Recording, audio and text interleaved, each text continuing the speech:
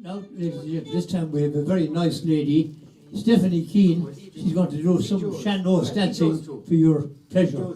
And we're Tulling Fairley Band playing for this at Gary Peppers and Field. For the Fetal Festival. The Fetal Festival.